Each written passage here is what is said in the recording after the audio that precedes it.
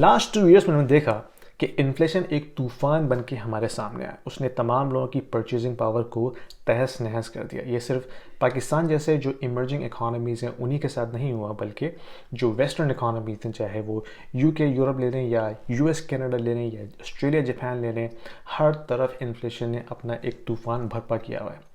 उस केस में हमने देखा है कि जो गवर्नमेंट्स और सेंट्रल बैंक्स हैं उन्होंने अपनी मॉनेटरी पॉलिसी और फिस्कल पॉलिसी को इतना लूजली रन किया जिसकी वजह से डिमांड जो है वो एक्सेस अमाउंट में बढ़ गई और सप्लाई उन्होंने लॉकडाउन के ज़रिए रिस्ट्रिक्ट की। तो एक सप्लाई और डिमांड का इम्बैलेंस हुआ जिसकी वजह से हमने देखा कि इन्फ्लेशन एक तूफान बन के हमारे सामने आया। इस सिनेरियो में अगर आप इन्वेस्टर हैं तो आप अपना पोर्टफोलियो किस तरह सेट करेंगे? अगर आप इक्विटीज़ में डालते हैं तो वहाँ ब्लड बात है। अगर आप रियल एस्टेट को देखते हैं तो वो ऑल टाइम हाई से अब दोबारा नीचे आना शुरू हुआ है। क्रिप्टो को तो सीन आपके सामने ही है। तो उस केस में आप क्या करेंगे? इस वीडियो में मैं आपको बताऊंगा कि एक ऑल्टरनेटिव ऐसा है जो आपको reliable and stable dividends and investment opportunity provide करेगा। तो without further adieu let's go.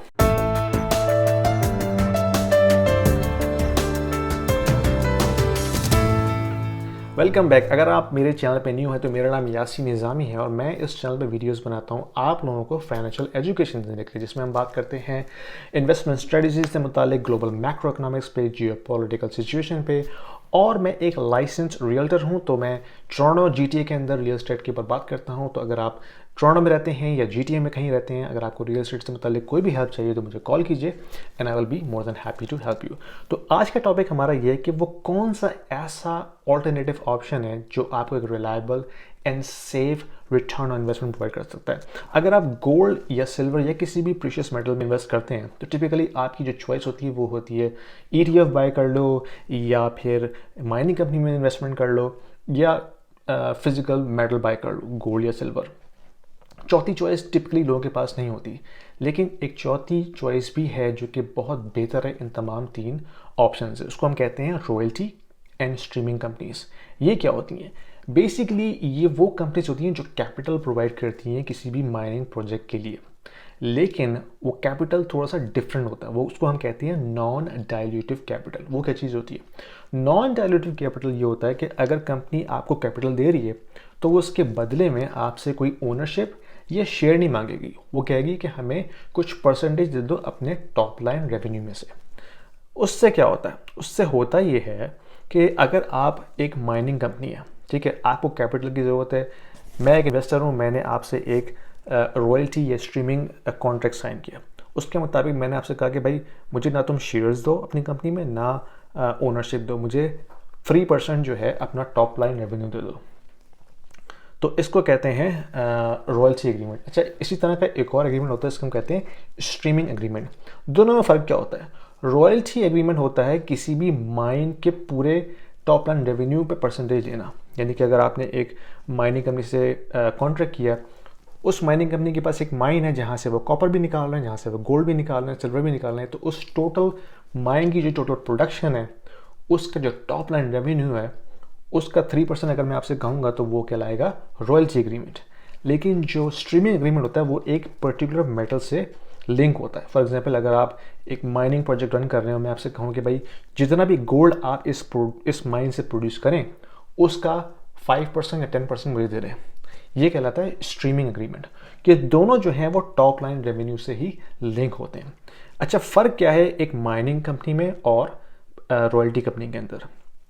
उसके लिए आपको जानने की ज़रूरत है कि रेवेन्यू और प्रॉफिट में क्या फ़र्क होता है। रेवेन्यू कहलाता है कि top line sales, net sales, यानी कि कंपनी कोई प्रोडक्ट बनाती है और उसको सेल करती है तो जो टोटल रेवेन्यू होता है, total amount of net sales होती है, वो कहलाता है रेवेन्यू। प्रॉफिट जो होता है वो बेसिकली उसमें से अगर आप सारी चीज़ें डिडक्ट कर लें, cost of sales and marketing, cost of goods sold, operating expenses, तमाम चीज़ें आप जब डिडक्ट कर लेते हैं, जो आखिर में बचता है नेट प्रॉफिट, वो कहलाता है प्रॉफिट। तो जो माइनिंग कंपनीज हैं वो डिपेंड करती हैं उनके प्रॉफिट के ऊपर, लेकिन जो रॉयल्टी कंपनीज हैं वो आपकी जो माइनिंग प्रोजेक्ट है उसका टॉप लाइन रेवेन्यू देखती हैं और उसमें से परसेंटेज कट लेती हैं। तो उस लिहाज से जो रॉयल्टी कंपनीज होती हैं ना, ये काफ़ी फाइनेंशियली हेल्दी होती हैं क्योंकि इनके जो रिस्क फैक्टर है काफ़ी कम है। उन्होंने ये नहीं देखना कि आपका ऑपरेटिंग एक्सपेंस कितना है, आपके एम्प्लॉयज़ कितने हैं, आपका जो है सेल्स एंड मार्केटिंग बजट कितना है, they don't care about that, क्योंकि उन्होंने आपका टॉप लाइन रेवेन्यू देखना है और उसमें से अपना कट ले लेना है। लेकिन जो माइनिंग कंपनी है उसमें अगर आप इन्वेस्टमेंट कर रहे हैं तो उसमें आपने सब चीज़ देखनी है भाई, उनका ऑपरेटिंग एक्सपेंस कितना है, उनके सेल्स मार्केटिंग बजट कितना है, उनके टोटल अमाउंट ऑफ स्टाफ कितने हैं, क्योंकि वो सब आपका प्रॉफिट मार्जिन खाते हैं। तो जितना ये एक्सपेंसेस कम होगा उतना प्रॉफिट हेल्दी होगा। तो माइनिंग कंपनी में आपको ये सब चीज़ें देखनी पड़ती हैं। लेकिन जो रॉयल्टी एंड स्ट्रीमिंग कंपनी है उसमें आप कुछ नहीं देखते, आप सिर्फ देखते हैं कि उनका जो परसेंटेज कट है किसी भी माइनिंग प्रोजेक्ट के साथ वो कितना है। That will determine your overall return. अगर हम कंपेयर करें टॉप माइनिंग कंपनीज को और टॉप की जो रॉयल्टी कंपनीज हैं तो आप देख सकते हैं कि वो कितनी लीन है इन टर्म्स ऑफ स्टाफ, यानी कि बैरिक गोल्ड जो है उसमें कोई 23,000 लोग काम करते हैं, न्यू मॉन्ट उसमें 17,000 लोग काम करते हैं।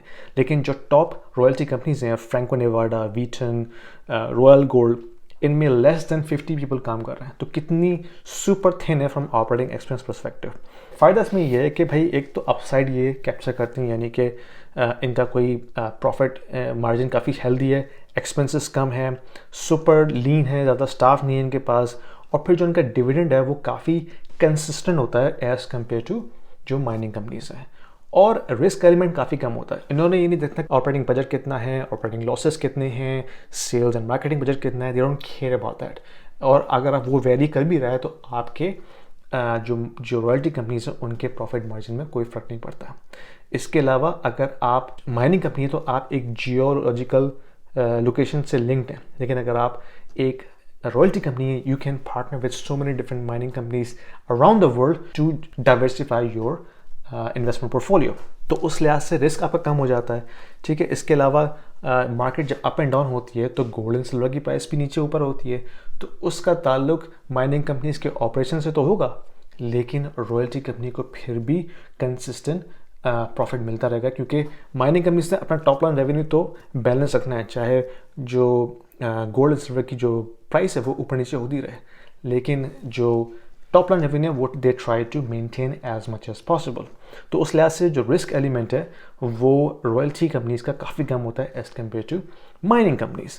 अच्छा, अगर हम देखें इनको हिस्ट्री में कि इनका कंपैरिजन करते हैं कि जो माइनिंग कंपनीज हैं, जो मेटल इटसेल्फ है, और जो रॉयल्टी कंपनीज है, इनका जो परफॉर्मेंस है वो कैसी है, तो ये ग्राफ आपको बता रहा है कि GDX जो है वो माइनिंग कंपनीज का, गोल्ड माइनिंग कंपनीज का ETF है, और इसको हम कंपेयर कर रहे हैं जो टॉप 5 रॉयल्टी कंपनीज है उनके इंडेक्स है, और फिर इटसेल्फ गोल्ड की प्राइस से कंपेयर कर रहे हैं। तो आप देख रहे हैं कि जो रॉयल्टी एंड स्ट्रीमिंग कंपनीज हैं उन्होंने आउट परफॉर्म कर दिया है over the last 7 or 8 years, 135% return compared to 60% return from GDX, which is the mining index, versus 49% return from the gold metal itself. So massive performance advantage compared to these two options.